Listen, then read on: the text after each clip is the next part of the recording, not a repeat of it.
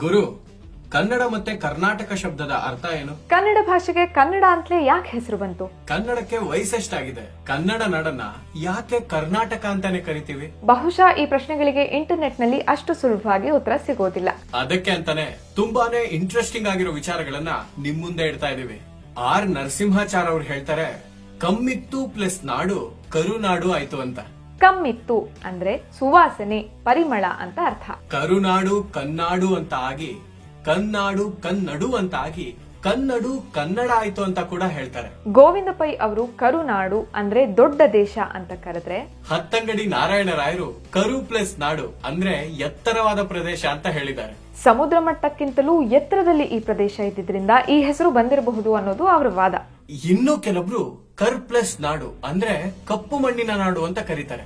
ಆದ್ರೆ ಇವತ್ತಿಗೂ ಈ ವಾದಗಳಿಗೆ ಒಮ್ಮತ ಸಿಕ್ಕೇ ಇಲ್ಲ. ಗುರು, ಕನ್ನಡ ಭಾಷೆಗೆ ವಯಸ್ಸೆಷ್ಟಿರಬಹುದು?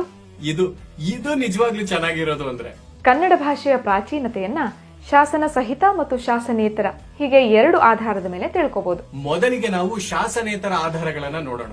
ಶಾಸನೇತರ ಅಂದ್ರೆ ಶಾಸನಗಳಲ್ಲಿ ಇಲ್ಲದೆ ಇರೋದು.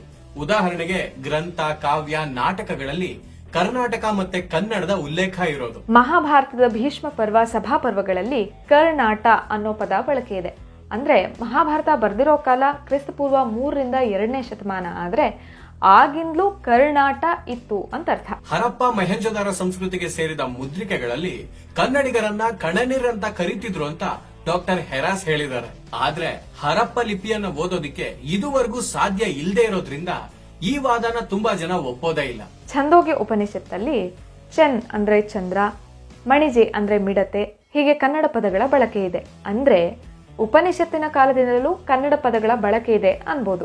ಮೊದಲ ಶಾತವಾಹನ ದೊರೆ ಹಾಲರಾಜನ ಕಾಲದಲ್ಲಿ ಪ್ರಾಕೃತ ಆಡಳಿತ ಭಾಷೆಯಾಗಿದ್ರೆ ಕನ್ನಡ ಆಡು ಭಾಷೆಯಾಗಿತ್ತು ಅಂತ ಕೂಡ ಊಹಿಸಲಾಗಿದೆ. ಈಜಿಪ್ಟಿನ ಆಕ್ಸಿರಿಂಕಸ್ ಅಲ್ಲಿ ಸಿಕ್ಕ ಪ್ಯಾಪಿರ್ಪೆ ಅನ್ನೋ ಕಾಗದದಲ್ಲಿ ಗ್ರೀಕ್ ನಾಟಕ ಇತ್ತಂತೆ. ವಿಷಯ ಏನು ಅಂದ್ರೆ ಅದರಲ್ಲಿ ಕನ್ನಡ ನಾಡಿನ ಕರಾವಳಿಗೆ ಸಂಬಂಧಿಸಿದ ಕಥೆ ಇತ್ತು. ಅದರಲ್ಲಿ ಲಲ್ಲೆ, ಕೊಡಗೂಸು, ಮೀನಾ ಹೀಗೆ ಹಲವು ಕನ್ನಡ ಪದಗಳ ಬಳಕೆ ಇದೆಯಂತೆ. ಇದು ಕ್ರಿಸ್ತ ಶಕ 150ರಲ್ಲಿ ಬರ್ದಿರೋ ನಾಟಕ. ಈಗ ಶಾಸನಗಳು ಅಂದ್ರೆ ಇನ್ಸ್ಕ್ರಿಪ್ಷನ್ ಗಳಲ್ಲಿ ಸಿಕ್ಕ ಮಾಹಿತಿ ಪ್ರಕಾರ ಕನ್ನಡಕ್ಕೆ ವಯಸ್ಸೆಷ್ಟು ಅನ್ನೋದನ್ನ ತಿಳ್ಕೊಳ್ಳೋಣ. ಗುರು, ಶಾಸನ ಅಂದ್ರೆ ಏನು ಅಂತ ಕೆಲವೊಬ್ರು ಕೇಳ್ಬೋದು.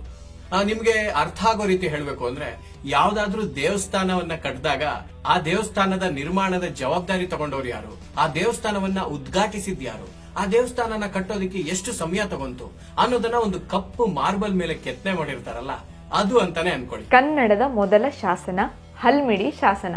ಇದರ ರಚನೆ ಕ್ರಿಸ್ತ ಶಕ 450 ಅಂತ ನಿರ್ಧರಿಸಲಾಗಿದೆ. 3ನೇ ಶತಮಾನದ ಅಶೋಕನ ಬ್ರಾಹ್ಮಿ ಲಿಪಿಯ ಪ್ರಾಕೃತ ಶಾಸನದಲ್ಲಿ ಐಸಿಲ ಅನ್ನೋ ಕರ್ನಾಟಕಕ್ಕೆ ಸೇರಿದ ಒಂದು ಪ್ರದೇಶದ ಹೆಸರಿತ್ತಂತೆ.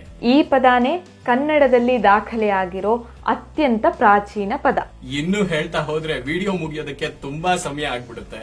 ಹಲ್ಮಿಡಿ ಶಾಸನಕ್ಕೂ 2-3 ಶತಮಾನಗಳ ಹಿಂದೆಯೇ ಕನ್ನಡ ಗ್ರಾಂಥಿಕ ಭಾಷೆಯಾಗಿ ಬಳಕೆಯಲ್ಲಿತ್ತು ಅನ್ನುವ ಊಹೆನೂ ಇದೆ. ಒಟ್ಟಾರೆಯಾಗಿ ಹೇಳಬೇಕು ಅಂದ್ರೆ ಕನ್ನಡ ಭಾಷೆ ಕ್ರಿಸ್ತ ಪೂರ್ವದಿಂದಲೂ ಇತ್ತು ಅಂತ ಹೇಳ್ಬೋದು. ಇಂತಹ ಭವ್ಯ ಇತಿಹಾಸವನ್ನ ಹೊಂದಿರುವಂತಹ ಪ್ರಾಚೀನ ಭಾಷೆಯನ್ನ ಮಾತಾಡ್ತಿರೋ ನಾವೇ ಧನ್ಯರು ಅಲ್ವಾ? ಇಷ್ಟ ಹೇಳಿ ಈ ವಿಡಿಯೋನ ಇಲ್ಲಿಗೆ ಮುಗಿಸ್ತಾ ಇದೀವಿ. ಮತ್ತೊಂದು ವಿಡಿಯೋ ಮೂಲಕ ಮತ್ತೆ ನಿಮ್ಮನ್ನ ಭೇಟಿ ಮಾಡ್ತೀವಿ. ಅಲ್ಲಿವರೆಗೂ ಈ ವಿಡಿಯೋನ ನಿಮ್ ಹತ್ರನೇ ಇರೋದಕ್ಕೆ ಬಿಡಬೇಡಿ, ಎಲ್ಲರಿಗೂ ತಲುಪಿಸಿ. ಇದೇ ರೀತಿಯ ಇನ್ನೂ ಹೆಚ್ಚಿನ ವಿಡಿಯೋಗಳು, ಚಿತ್ರ ವಿಮರ್ಶೆ, ಆಡಿಯೋ ಪುಸ್ತಕ, ಪಾಡ್ಕಾಸ್ಟ್, ವ್ಲಾಗ್ಗಳಿಗಾಗಿ ಈ ಚಾನೆಲ್ ನ ಸಬ್ಸ್ಕ್ರೈಬ್ ಮಾಡಿ. ಮತ್ತೆ ನೋಟಿಫಿಕೇಶನ್ಸ್ಗಾಗಿ ಬೆಲ್ ಐಕಾನ್ ನ ಕ್ಲಿಕ್ ಮಾಡಿ.